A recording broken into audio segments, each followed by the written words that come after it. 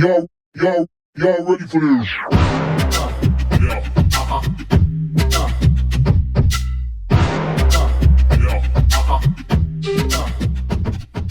What's up, Bodybuilding.com listeners? My name is Danielle Bitts, and today I'm joined by Ebenezer Samuel. Eb is a certified strength and conditioning coach and the fitness director for Men's Health magazine. He has 10 plus years experience as a fitness trainer and has worked with pro athletes from Terrell Owens to Charles Way, along with everyday athletes from marathon moms to New York City firefighters. Eb specializes in training techniques that build strength and enhance the mind-muscle connection. He's put together numerous workout programs for Men's Health, including the best-selling New Rules of Muscle, and his modern approach to training is built around fundamentals while delivering new and unique movements that keep workouts exciting and fun for all. Samuel also helped create the Strength and Diversity Initiative, a men's health and women's health program that provides trainers from marginalized communities with a mentorship, certification, and platform to jumpstart their careers.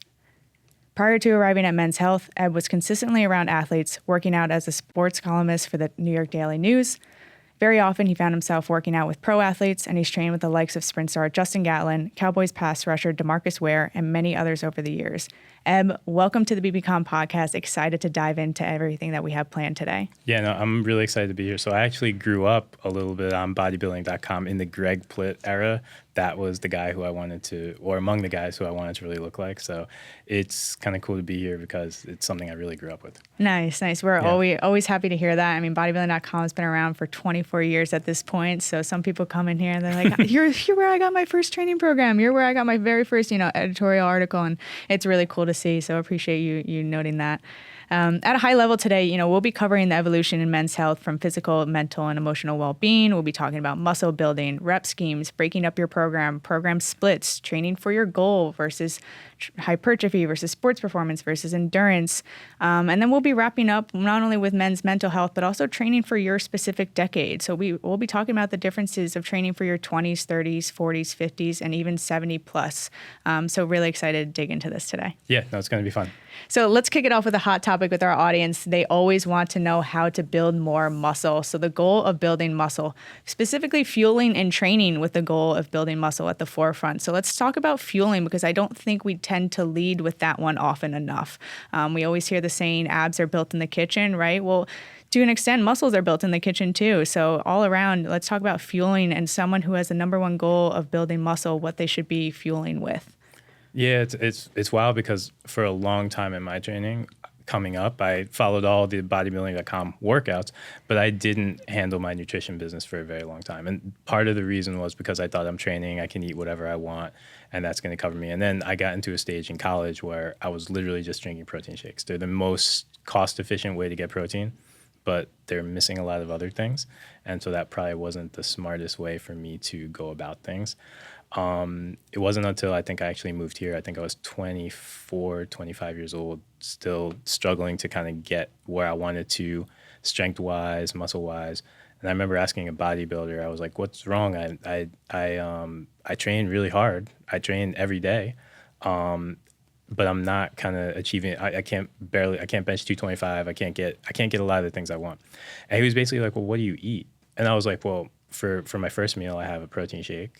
And then a couple hours later, I'll have another protein shake. And then a couple hours later, I'll have another protein shake. And he's like, well, there's your problem. You're not eating real food and you're not getting your protein from the right sources. And once I made that transition, I was able to start making the gains that I needed to. And I think that's the biggest challenge for people is kind of understanding, one, that you do need to hit your macros, but it's about so much more than that.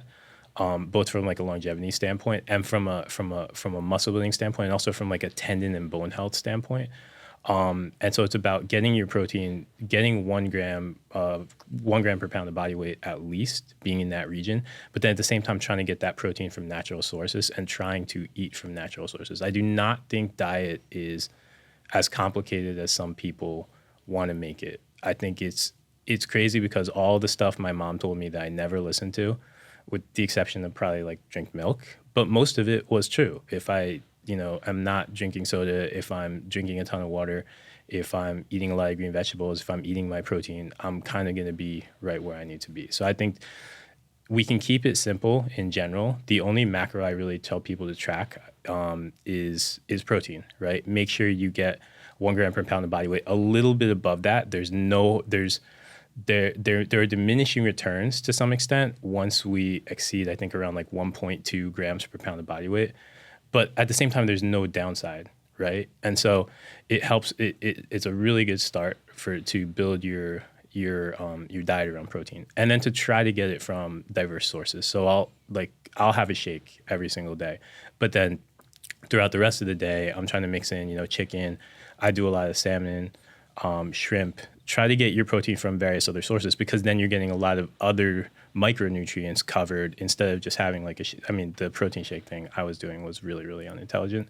But if you diversify those protein sources, you're covering a lot of your other nutrition too. Yeah, and the gist of it really being starting with whole foods as your primary protein source. And supplements, and we say this every day, even here at Bodybuilding.com, supplements are made to complement that, right? Yeah. They're to give you that essential extra edge and that little bit of bump of what you may not be wholly getting from your diet on a daily basis, but they're by no means to replace, that steak, that chicken, that tofu, whatever it is that you're choosing as your primary protein source. So I think that's a great point. For you specifically, take us through a daily day for you of eating and what works for you when you're really trying to pack on some muscle. Yeah. I try to not overthink it. I always make sure I want to get my protein in every single meal. I'm going to try to get a complex carb in, some kind of like a brown rice. I do a lot of white rice. I'm Asian, so I can't help it. Potato, I do a lot of sweet potato, but I'll start my day early because generally I try to be awake by 5:45, 6 a.m. That's the only way I can make it to the city and survive the commute. So I'll just have a protein shake there. I usually mix in, I'll go like 25 grams or 1 scoop of my proteins, and I'll add a little collagen protein to that as well. That gets me started. Then 2.5, I try to eat every couple hours. I'm one of those people. 2.5 hours after that, I'm at the office. I'm kind of settled in. I'll usually do like 3 to 4 eggs with spinach and some potatoes. And then I usually get 2 of that. So I'll eat that again a couple hours later. I try to, always make sure I have some level of fuel in my body, because I know I'm going to train hard, and I know I'm going to wind up training a lot. A couple hours after that, usually around like 2:00, I'll wind up having 4 to 6 ounces of salmon. They do the guy downstairs at the cafeteria knows me really well, because I order the same thing. But I'll get 4 to 6 ounces of salmon. Usually they'll either have spinach or they'll have kale down there, so I'll grab some of that, and then I'll do another 2 to 3 ounces of rice, and then I'll repeat that meal one more time throughout the day. That brings me home. Once I get home, I try to. I'm going to head out to my work. I'm going to head out to my workout. After I train, I may do a pre-workout if it's a really, really aggressive leg day or something like that. But after I train, I'll come back and I'll usually have another 4 to 6 ounces of salmon. Usually some sardine curry. My mom makes it, and it makes the salmon taste a lot better. And then I'll finish it out with 3 to 4 ounces of white or brown rice, and usually it's white rice. There's been a lot of conversation around starting your day with a very high protein meal. Why do we want to do that? I think it's mainly because your body, like protein is the building block, is the key building block of muscle, right? And it's like, what else would you start with, right? If you start with a complex carb or something like that, you're playing with your insulin levels, and you don't need to do that right in the morning. But protein, it's a key building block. Your body is depleted from the night before, so it's a good thing to start with. I think that's why. Great. And then what about nighttime? What about winding down at night? Is that something do we still want to be protein forward there? Do we want to go? Is that a more appropriate time for a complex carb? What are your thoughts on nighttime routine? I think it depends. It depends a lot on when you train. I think some of diet gets overcomplicated when people say, "Oh, you shouldn't have carbs after a certain time." There are, to some extent, there are insulin effects to that, but I also think for the majority of people, we're not training necessarily at that level where that's something we need to over focus on.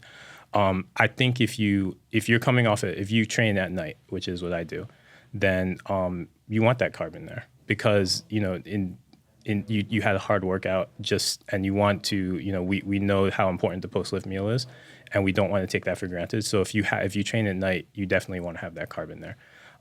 Protein to me is something we should, there's a lot of discussion about, and I feel like the guidance on this gradually changes every couple of years, but there's always a lot of discussion on how much protein can you metabolize in one meal, right? And in general, I feel like they usually say, between 25 to 35 grams. In general, you want to make sure somehow throughout your day that you're hitting your protein bar, whatever it is, 180 grams, 200 grams. So that's a lot of protein, period. So it makes sense just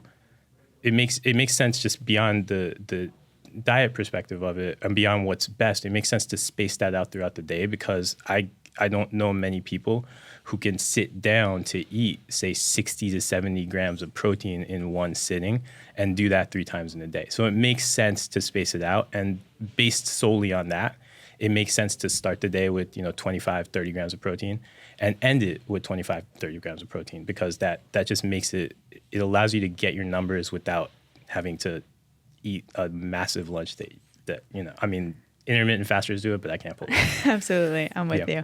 Now that we've really broken down how we should be fueling with the number one goal of building muscle in mind, let's talk about training. And I think that's going to be the nugget here, right? Yeah. And this is where you're going to really come to life, I feel. Let's talk about training with the number one goal of building muscle. Give me all of the details. How should we be breaking up our week? What are the types of workouts we should be doing? I know we're going to get into making the most of a rep in a few minutes here when we talk about rep schemes and eccentric versus concentric and things of that nature.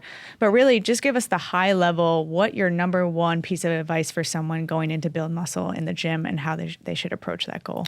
I think there's 2 things. One, you have to train legs. You can't skip it. And I think that's something I did when I was younger too. Leg day is vicious. It's gonna hurt. It's gonna leave a good leg day to some extent is gonna leave you in a little bit of pain tomorrow. If you're not struggling walking down the stairs after leg day, you did something wrong. Exactly. It's surprisingly satisfying though, struggling to walk down the stairs after leg day.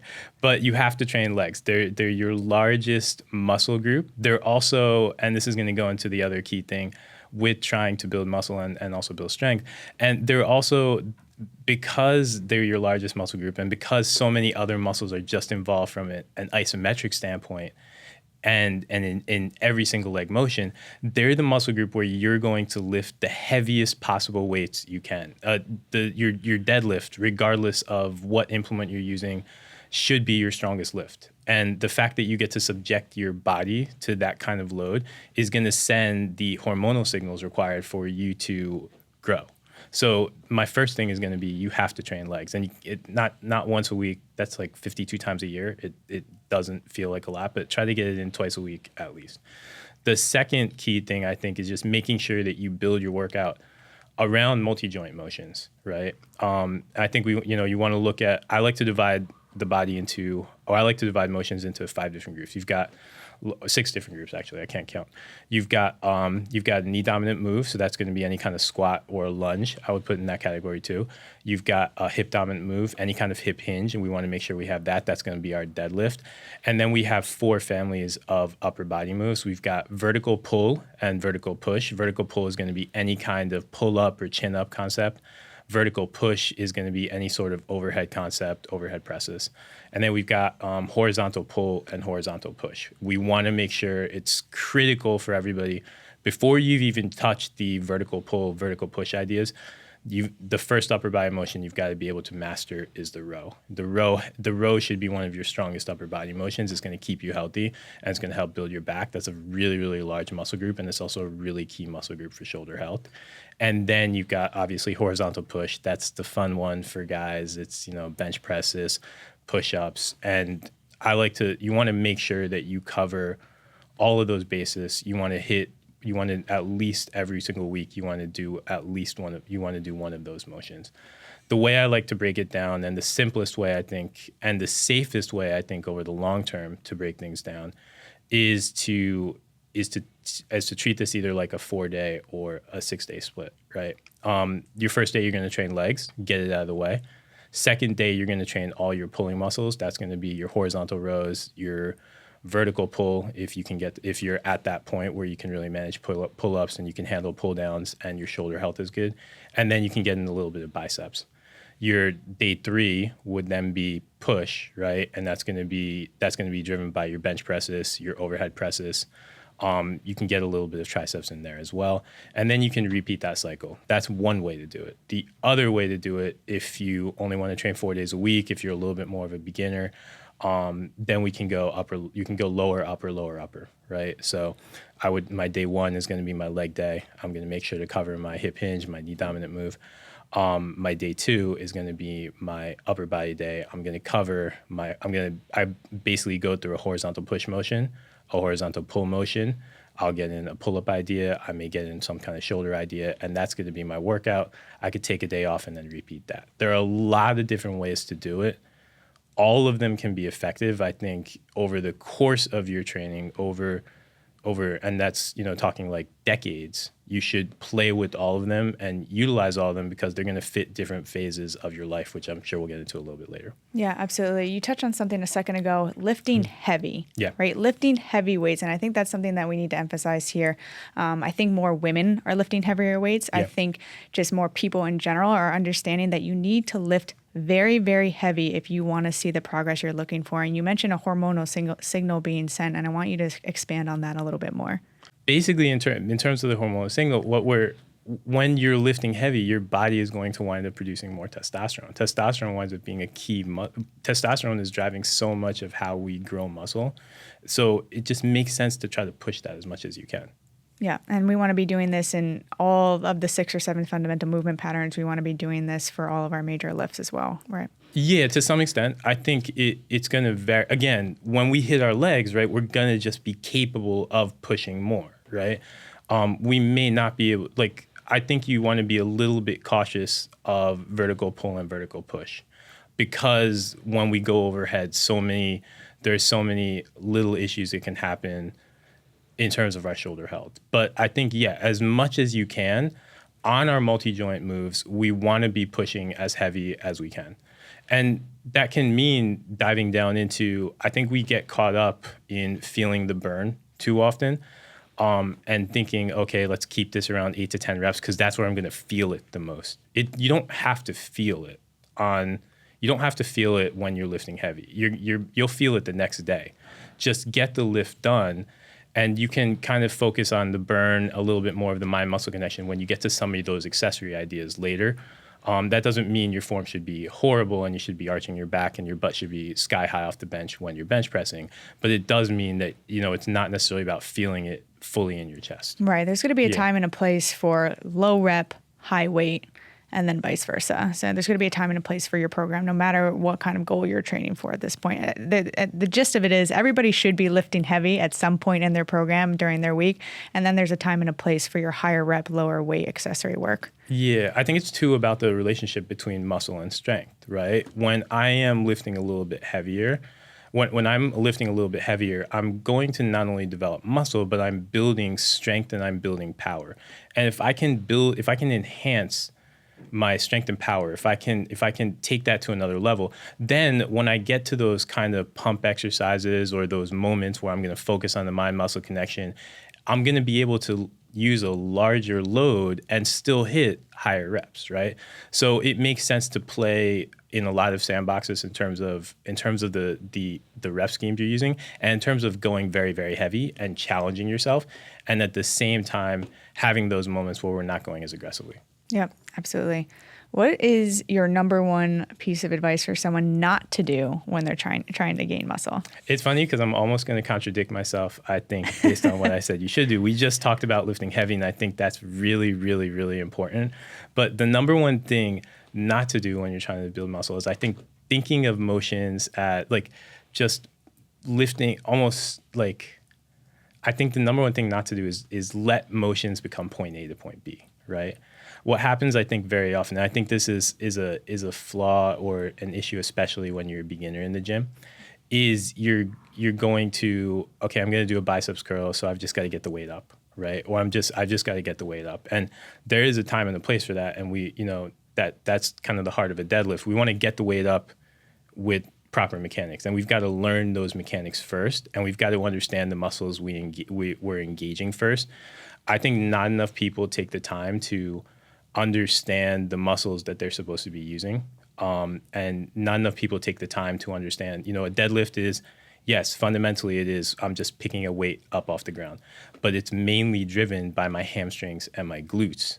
And I need to understand that those muscles are working. I need to be able to feel it in those muscles. I've got to master that before I start lifting crazy heavy. Yeah, absolutely. So a little bit of what we'll get into in a little bit is that developing that mind muscle awareness and just overall that body awareness. So something we always hear people say is, I'm trying to build muscle. Should I do cardio? Well, yes, you should do cardio, right? We need to keep our heart healthy, right? But how do we keep it at bay in the sense that we're not going to affect muscle mass when our primary goal is building muscle? Cardio, I think, is very, very underrated from a strength perspective. I think people tend to, I am a very big believer overall in making sure that I think when we get too caught up in one modality and we forget everything else, we're short-circuiting the gains that we may be trying to make in that one area. And I think that's what tends to happen with cardio, because if we can make our heart stronger, if our heart can more effectively pump blood throughout our system, right? Then when I go to sit down to the bench press or to any of my strength exercises, I'm going to have a little bit more in me to get another couple reps on top, which provides more muscle building stimulus in the end. So I think we should all have a cardio component in our workout. How we piece that together is sort of the riddle, and I think there are a couple ways to do it, because you also don't want to say go through like an hour long strength workout and then sit on a treadmill for an hour, or do something like that, because then you're just wearing yourself out and you're not giving yourself a chance to recover. I think there are a couple of things that people can do. One, there's a lot of increasing research on zone 2. Right? Zone 2 cardio, just the idea of being 50 to 60% of your heart rate and living in that area, and how that can help build your engine. And that is also that's also not necessarily body taxing cardio. I would contend with zone 2 too, a lot of the reason the research is coming out and a lot of the reason we need it more is because humans are moving a lot less than they used to. And zone 2 is literally, me walking my dog, or me going to the grocery store, except I don't go to my grocery store anymore because I just order from Amazon. So we can get that zone 2 in, and I think if you can make time for, an hour of that a day, there's nothing wrong with that. An hour of taking a walk, there's no harm, right? The more active we can be, the better. And I think that all sort of counts as very base level cardio. I also think there's value in in revving your engine up a lot more. When I sit down to, a really, really hard set of like 6 reps on the deadlift, my heart rate will wind up pretty high, especially if I'm doing 3 to 4 sets of that. So there's no harm in training that level of cardio and getting in 8-10 minutes of HIIT on the back end of your strength workout, or as a standalone workout if you have that kind of time. So I think it's making sure that we're smart about our cardio, but I think it needs to be a part of your training. I would probably limit it if I'm going to do like a HIIT style session or some kind of interval session on a rower to twice a week, because I don't want to kill myself, and then try to get in that other zone 2 cardio as often as I can, because it's just going to help. Yeah, it's a great point. Cardio diversity is such a big topic that, so many people think just walking an incline on a treadmill, is cardio, right? Yeah. You can get on the skier, you can get on the air bike, you can get on the rower. You can do cardio with weights. You can get a kettlebell and you can do some complexes, and you can really get your heart rate up, and you can do some Metcon conditioning with weights. So you really stress, cardio diversity, getting out of the mindset that you need to be on a treadmill to get cardio done, and finding, new and unique ways for you to really spike those heart rate levels for you to ensure that you're staying healthy and fit all around. Yeah, and it's just going to support your strength training so much, because our heart rate, if we are our heart rate is going to wind up high. So let's get comfortable with that. That way, I believe you have to get uncomfortable when you are trying to build strength. We have to progressively overload to some extent. And we're going to be able to take that much harder when we're in our strength work. What about timing? Do we want to do our cardio before or after strength training? I think this is all about priorities, and I always say it's interesting. I love trying to do 2-a-days, I think it makes me feel like a badass, even though Same. even though like it's not really a 2-a-day. I just broke my workout up in a smarter way, right? I think when I think of 2-a-days though, and I think of, how am I going to fit strength and cardio together, I think it's based around what my priorities are. I want to build muscle, so that needs to come first. That does not necessarily mean that needs to come first in my day though, because we all kind of have slightly different rhythms, like lifestyles, work, stresses, and stuff like that. And I'm most optimized, like I am most on when I'm in the evening, and therefore I do my muscle stuff in the evening. That's when my strength training happens. My cardio I do, early in the morning, or I do it, at like 1 a.m. But that we're not talking sleep habits, so I'll let myself get away with that and say it. We'll leave that. We'll throw back to Dan for that one. Yeah, but the key to me is whatever your primary goal is, that should live in your most optimal and focused training window. And whatever your secondary, so for most of you guys, obviously, strength training, so that should live in your optimal window. And you get your cardio done in that secondary time where you're not as focused because it's not as important to you, but you do want to make sure to hit it. Yep, absolutely. Yeah. So let's talk a little bit about program splits, right? Mm-hmm. Let's talk about the difference between programming for a hypertrophy-based goal, a performance-based goal, and an endurance-based goal, and how we would go about, creating a program for each of those three athletes. So for those out there listening, hypertrophy, let's say a bodybuilder; for performance, let's say football, baseball; and for endurance, let's say triathlon or marathon runner, right? And let's talk about strength program structuring and the differences between those three types of athletes. Yeah, happy to. And it's something that excites me too, because I've moved between, I feel like the more you're in fitness, you want to be everything.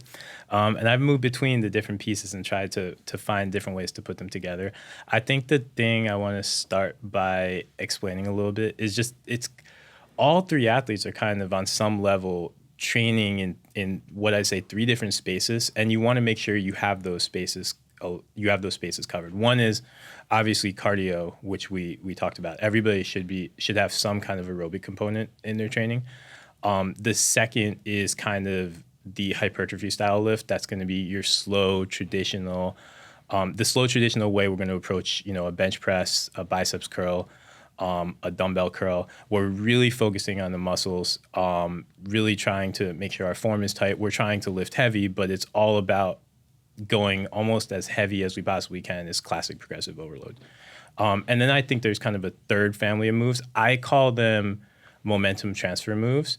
Basically, it's going to be anything explosive and athletic. That's going to be like your kettlebell swings, snatches, power cleans, high pulls, exercises like that where we have to, you can't really isolate. Your entire system winds up involved in it. And what we're trying to do in general, we're never really going our heaviest because it's about not just a muscle creating force, but a muscle creating force incredibly quickly. And it's we're combining our body's ability to create that force and our body's ability our muscles' ability to stabilize and control those forces after we've created them.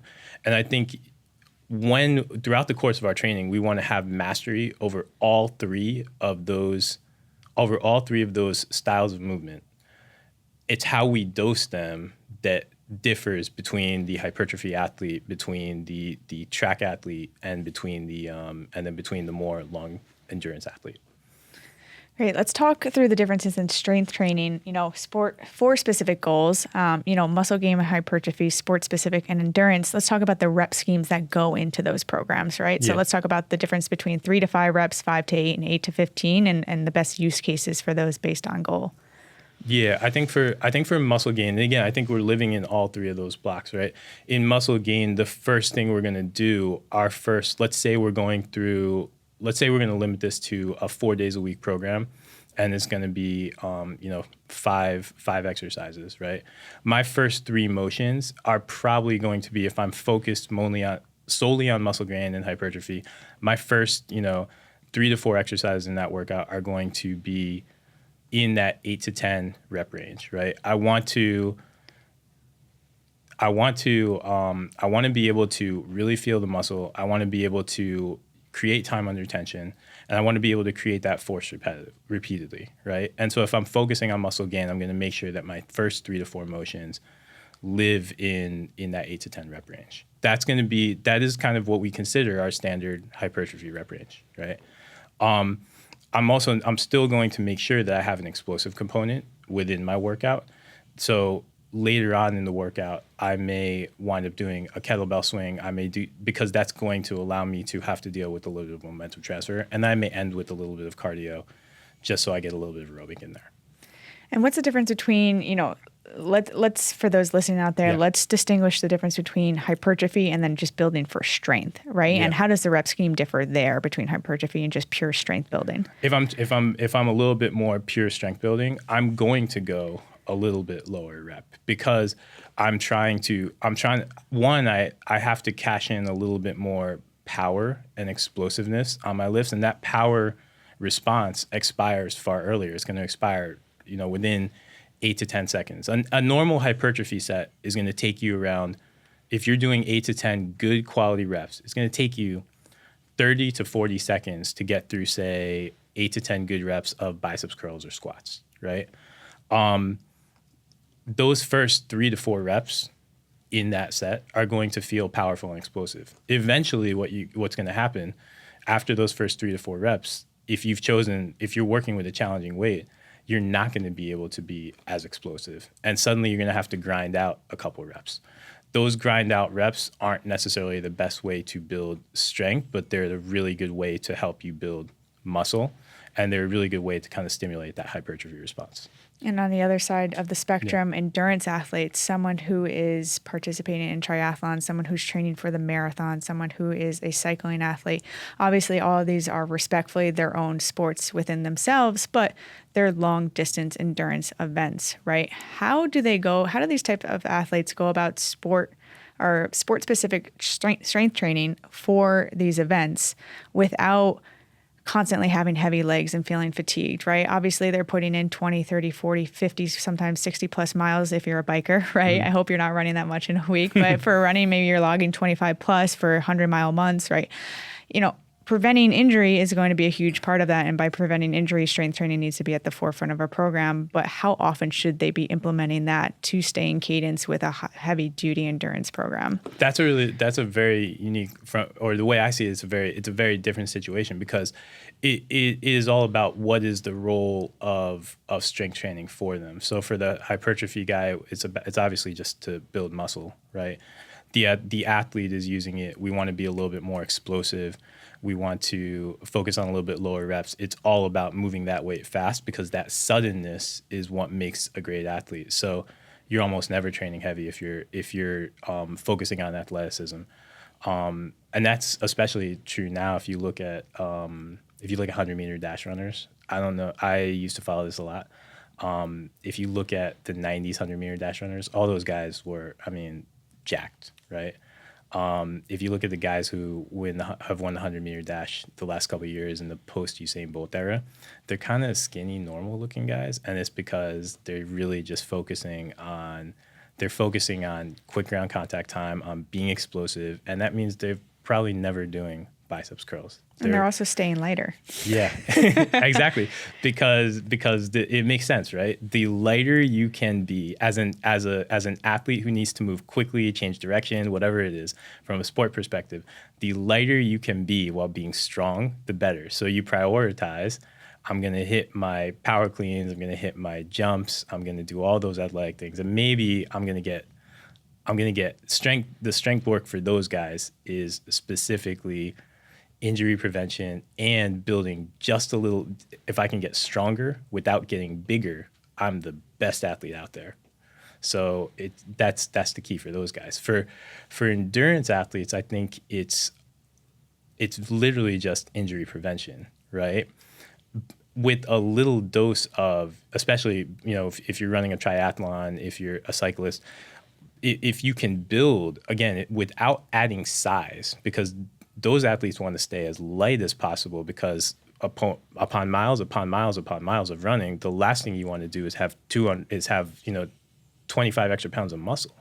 So you want to stay as light as possible. But if you can build strength in your lower body, then you're winning, right? Because each stride you have, you can, if your glutes are that much stronger than your opposition, if your quads are that much stronger, each pedal that you have is that much more useful, right? So I think those athletes, one, we have to be very, very careful with how often they are training because they have so much mileage on them. So I think you're limiting your strength work to 2 days max, maybe a third day, but even that's probably pushing it.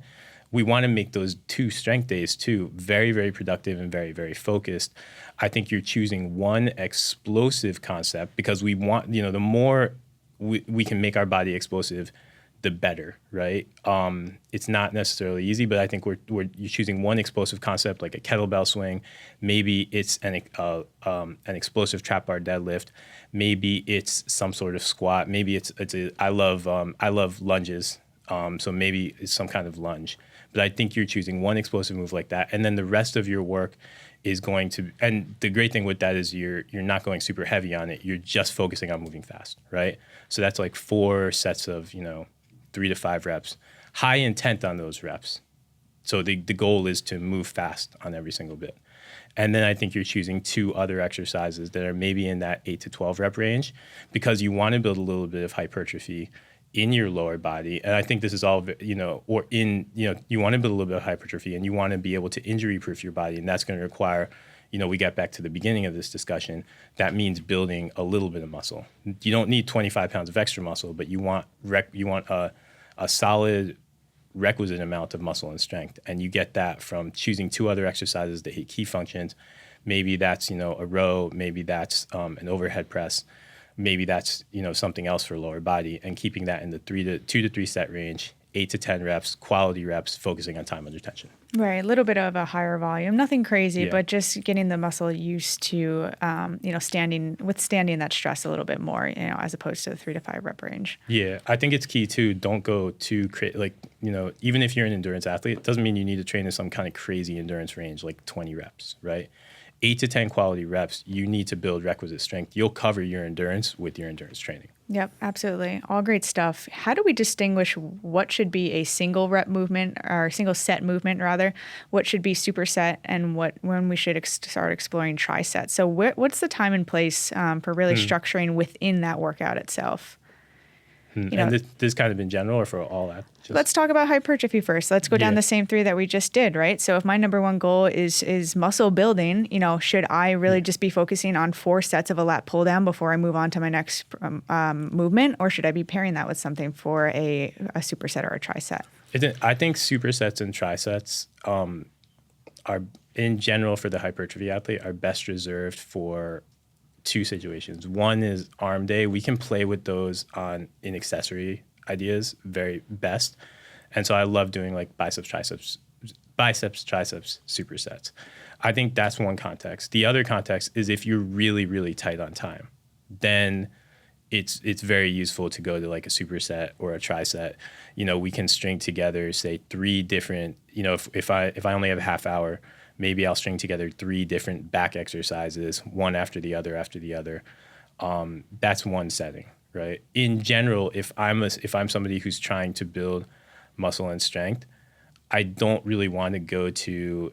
I want to focus. I want to get the most out of each set. That means not necessarily doing a set of something and then jumping to another motion, because then I don't have the rest time I need to be able to lift heavy and lift hard and be truly productive on my sets. So I would actually avoid supersets and trisets if I'm a hypertrophy athlete. If I'm somebody who's chasing hypertrophy and I have the time and I can get through it. The drop set is a different thing, and I'm a very big fan of drop sets because I think for the hypertrophy athlete, because I think what you get to do with a drop set, what you're trying to do on every single set. If I'm really trying to build muscle, what I'm trying to do on every single set, and this is, again, within reason, and there are cycles where you're going to do this and cycles where you're not. But what I'm trying to do on every single set is push as close to that point of complete fatigue as possible without going over the edge. And if I drop set, if I do, say, 10 reps of bicep curls at 45 pounds, I'm going to make myself sound like a badass.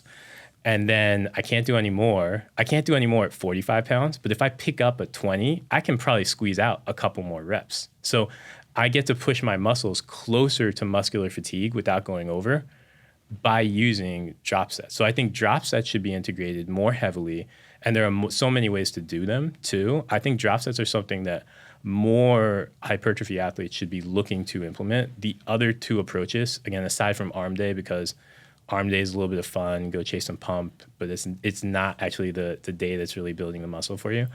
Aside from arm day, I think hypertrophy athletes should probably stray away from those. I think the conversation is lending itself in this direction anyway, making the most of a rep. So let's talk about the mind-muscle connection.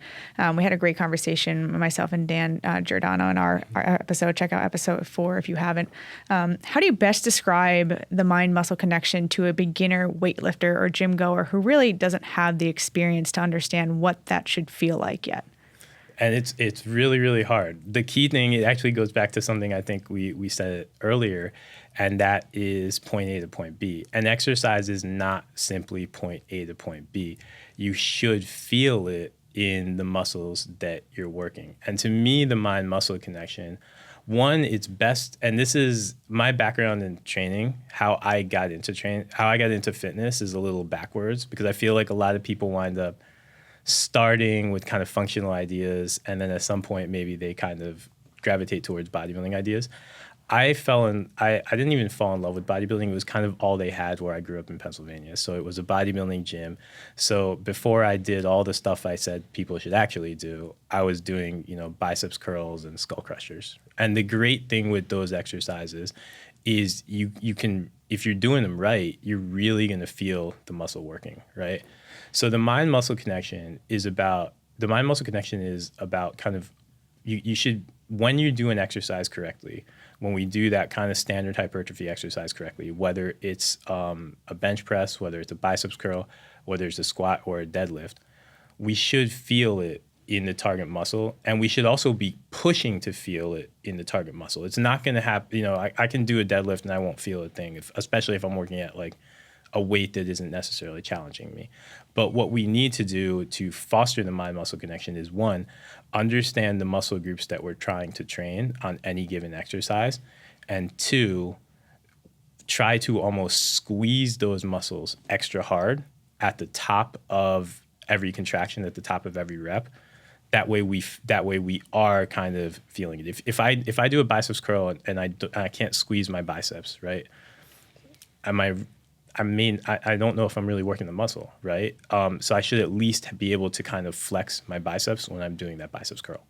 Absolutely. Let's move into the difference between concentric and eccentric, right? Obviously, I feel like more people know and perform concentric-based exercises, right? It's the main aspect of our lift, but not too many of us are adding in eccentric-specific movements into our programming, and that's kind of a problem, right? If we're not adding those in, and let's talk about why. So first, distinguish the difference between the two, and then talk about the benefits of eccentric movements. Yeah, you're right, and it's a huge why. I have a whole speech on that one. Let's do it. But so concentric movement, the concentric portion of the contraction, and I think a biceps curl is a really, really good example that everybody can stick with. We're all doing bicep curls at the end of this episode. You guys too, everybody. You know what's funny? Every time I ever have a conversation with anybody, it winds up it's the first exercise. That's it, man. I mean, it's cool.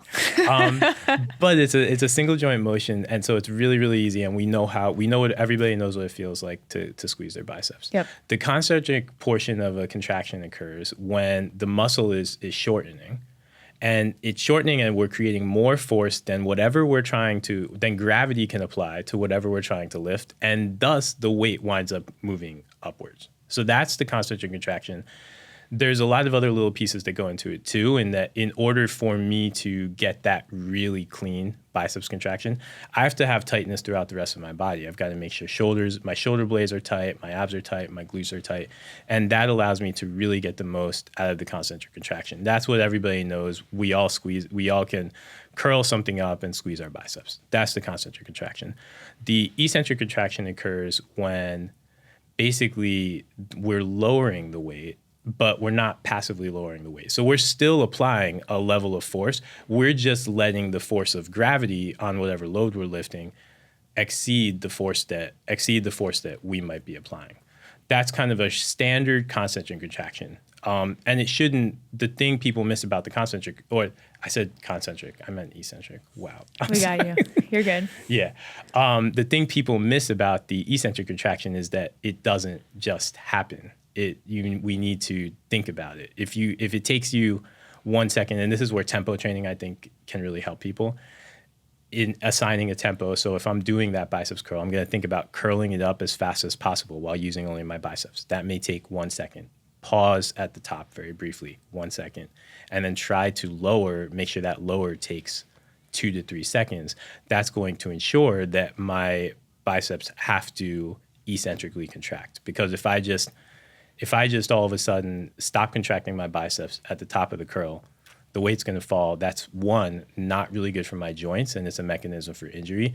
And two, I'm leaving a lot of gains both in the short term and in the long term on the table because I haven't appreciated the time under tension, those 2 extra seconds of work that I'm going to get with that eccentric contraction. Yeah, absolutely. So we always want to display some form of control coming down from a rep. Same thing when you're deadlifting is what I like to use. When you're coming down from that deadlift, you don't want to let your shoulders slump forward. You don't want to lose slack in your spine and your stomach, and you want to put that down with the same integrity that you picked it up with. So that's number one, just to prevent injury and keep yourself safe. Number two, the eccentric can really help with that muscle growth, with you getting stronger in that movement. So something I've done in the past, I've added a lot of eccentric pull-ups into my routine a lot too, just because pull-ups are very difficult for me to get better at. I can't rep pull-ups out. But when I add eccentric pull-ups into my routine, so I'm pulling myself up and I'm going down for a 3 count, I'm feeling those lats so much more than I would by maybe using a band or an assisted pull-up machine and just kind of getting, the 8 to 10 reps in. So, expand a little bit more of how eccentric training can help with the growth of a muscle, but also just growing the strength of a muscle as well, and where it should be used, because I don't want people to go to their next gym session and then they're going to be doing eccentric training for every exercise, right? How do we implement it? And what are really the benefits that we're going to see out of this type of training? Yeah, I think, and I love eccentrics, and I think they're highly underestimated overall. I've been implementing them a lot more into my training. I hate them when I do them, but absolutely, you will be sore tomorrow. Disclaimer. Yeah, I think the big distinguishing factor, because some muscle, it's interesting. I feel like when I got into fitness, I really misunderstood the eccentric contraction. There's no such thing as an eccentric power clean, which kind of didn't make sense to me at first, which is probably why I had a labrum issue very early in my fitness career.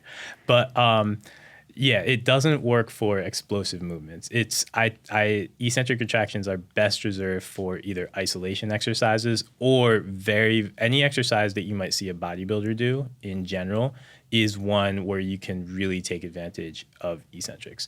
The thing that the thing that really helps with strength from an eccentric, or why eccentrics work really well for strength, is because you're stronger on the eccentric than you actually are on the concentric. It's a lot harder. Once you get into eccentrics, people will start to understand this. It's a lot harder to lift something up than it is to lower it down slowly. That means we can use eccentrics in a couple ways.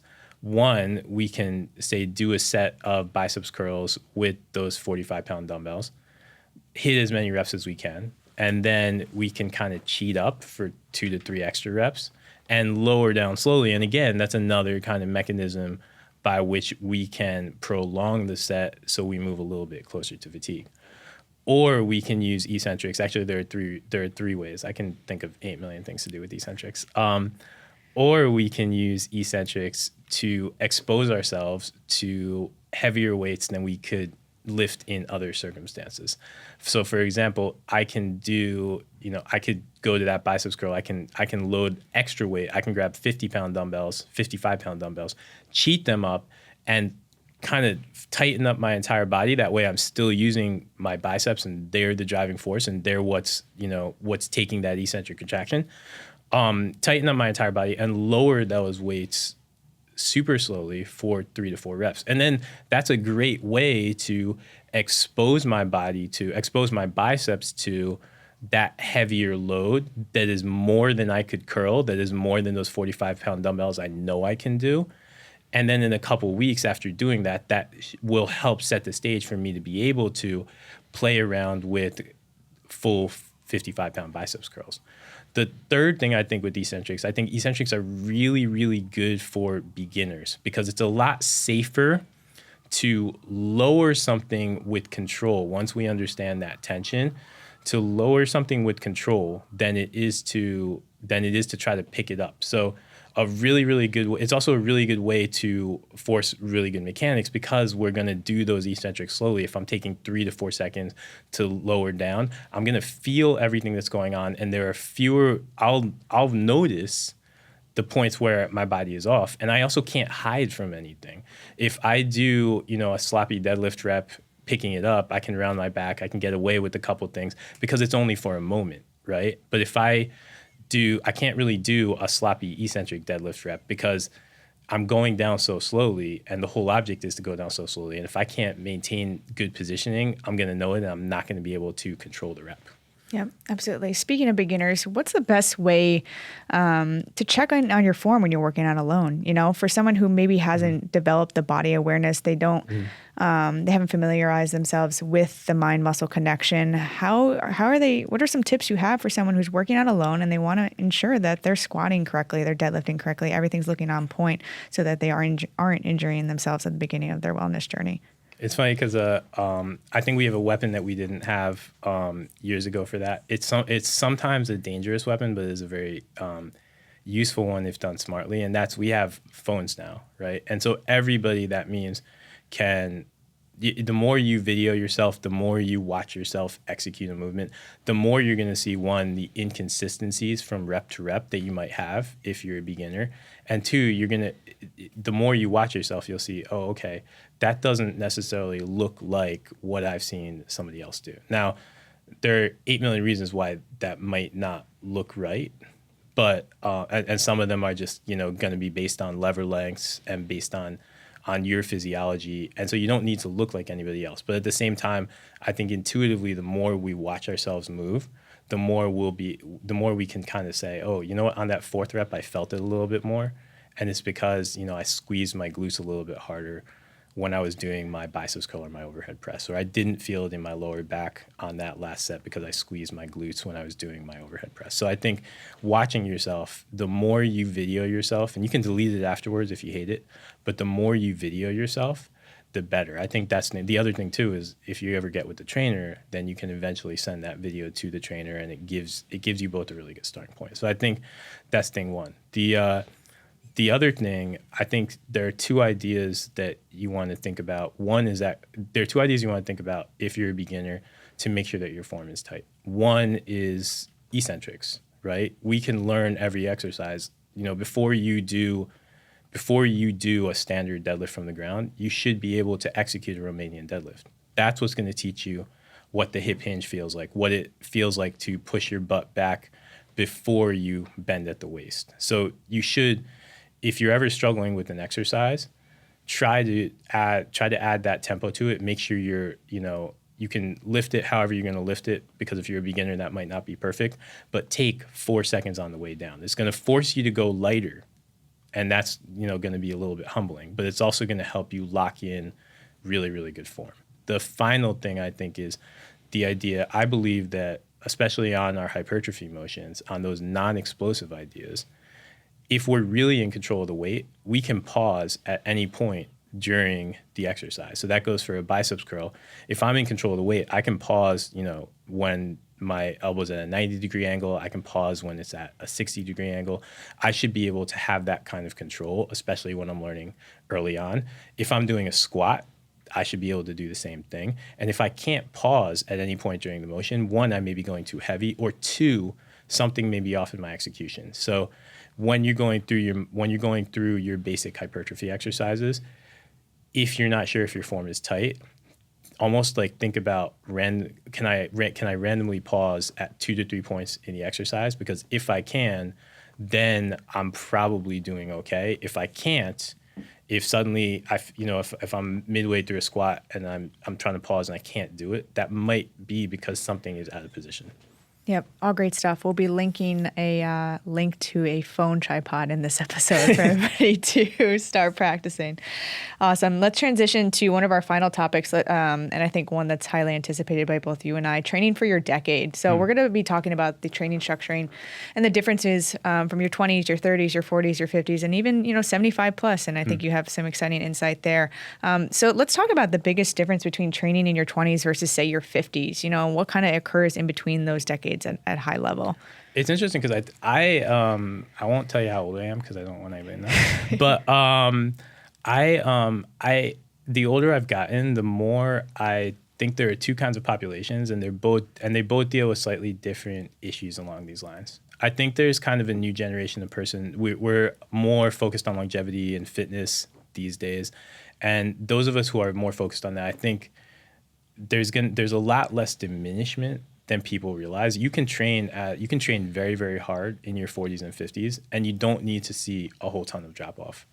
But then there's this other group of people who can't be as obsessed with fitness as you and I might be, and things are a little harder for them because it's basically life stresses, right? Like kids, mortgage, all this kind of stuff, and because that stuff happens, they either can't spend the same amount of time in the gym, or they can't spend 2 hours in the gym anymore, or they can spend the same hour in the gym that they were spending when they were 20, but the mental focus is no longer there because the gym serves as a distraction. I think both of those populations face slightly different challenges. I think if you are somebody who has been able to stay committed to your fitness routine since you were 20 years old, and now you're into your 40s, you're into your 50s, you're probably still going to be able to train hard. The two things that have changed are, one, you need a little bit more recovery time. Your body doesn't recover as fast. You probably felt that.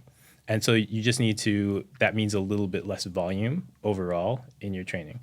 I think the other thing for that group is you have to be a little bit more precise with the exercises that you're doing because certain characteristics that weren't your focus, as we get older, we tend to stick with, say, okay, I've decided I'm going to be a runner, and that's the focus of my training. And all the other qualities are gradually dropping off if you haven't been monitoring them. And that's especially true of power. Explosive athleticism is one of the first things to diminish. We can continue to, on some level, gain strength and gain muscle as we age into our 40s and 50s.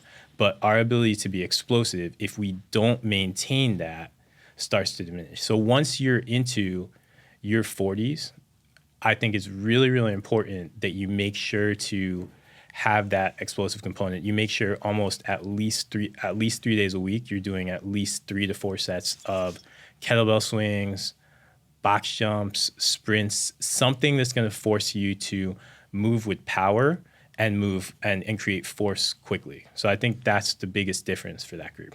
If you're in that second group, and if you're in that second group and you haven't been able to apply yourself to the gym and you dropped off, then you have a different issue, and that's when you get into your fitness, you have to be a lot more cautious. And you have to be kind of thoughtful. You essentially have to think about starting over whenever you haven't been able to be as consistent. And I think for that group, you want to start with some basic hypertrophy exercises, hit the key movement patterns. So again, go back to kind of the template we laid out at the beginning. And you want to stay a little bit away from the explosive stuff because, one, that isn't as important to you on some level. And two, it's the hardest. It's going to be hard for you to get that back. Eventually, we need to reintegrate that into your routine. But we can't do that too early on. So focus on the hypertrophy lifts and focus on the core lifts. You don't need to have an arm day, but you do need to make sure you're deadlifting, you're covering your basic lunge and squat, and you're hitting your upper body lifts. Yeah, your first point was interesting. It kind of hinted to what you said earlier on. We're just not walking enough, right? We're just not getting up, but we're also we're not playing enough either. Yeah. We're not moving laterally enough. We're not changing directions enough. We're not doing everything that we did when we were younger, and that just decreases with age as well. So, I mean, just get out there and play a little bit, right? Aside from putting in your foundations in the gym every day. There is evidence out there that promotes building your aerobic engine when younger in your life and really having that set to continue on. And not to say that you go crazy and become a marathon runner in your 20s and 30s and then you're set. You don't need to do that in 40s and 50s, right? But why do we want to really focus on building that engine when we're younger as opposed, because we quite often we see the opposite, right? We see people lifting when they're younger, then they start lifting less as they get older and they start hitting the elliptical for 40 minutes every day, right? So why do we want to actually do the opposite of that? I see. I wouldn't actually say that we want to do the opposite of that, and maybe that comes from because all I wanted to do my whole life was be jacked. But I think you do want a little bit of balance.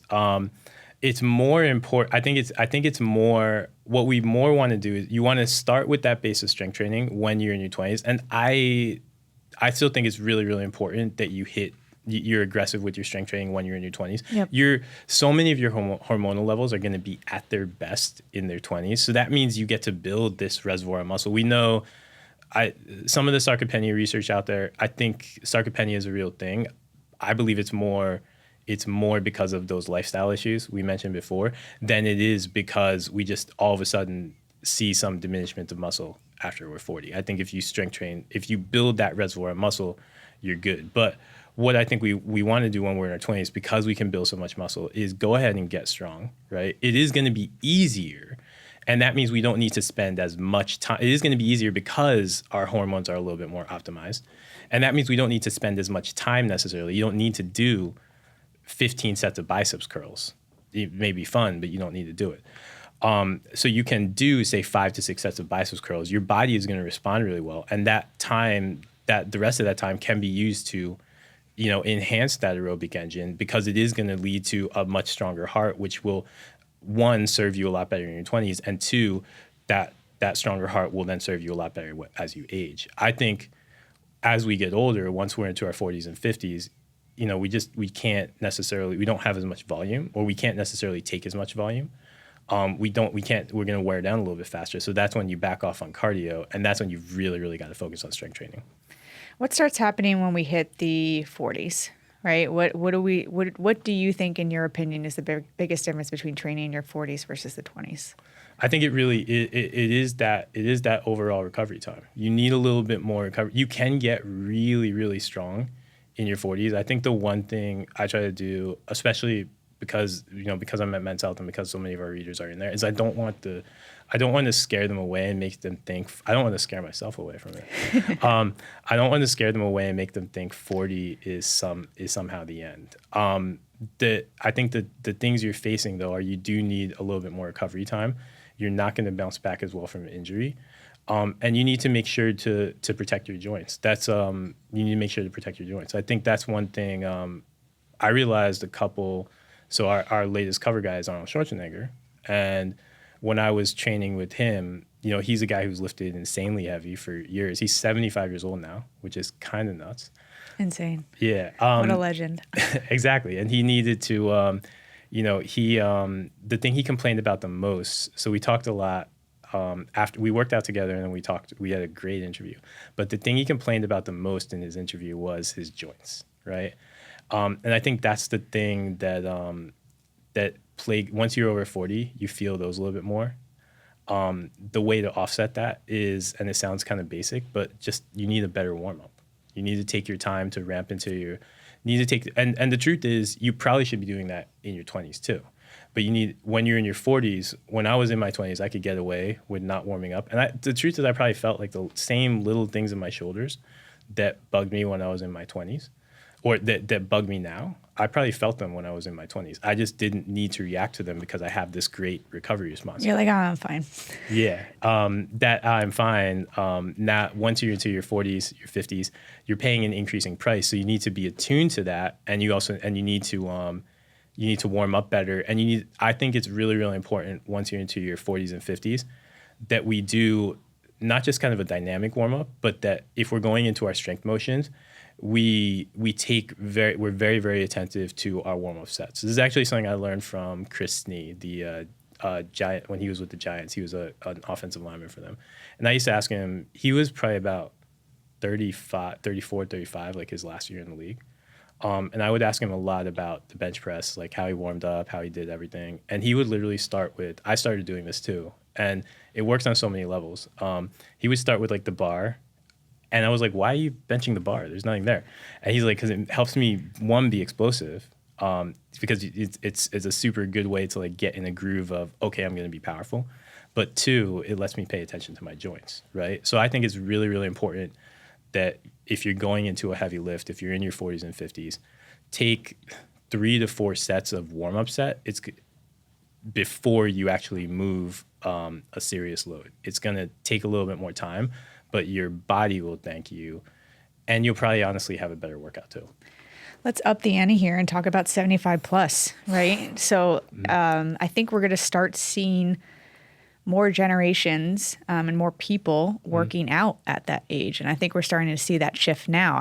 That's my goal. I still want to be going at 75 plus, and I still want to be going to the gym a couple of times a week and getting my runs in, right?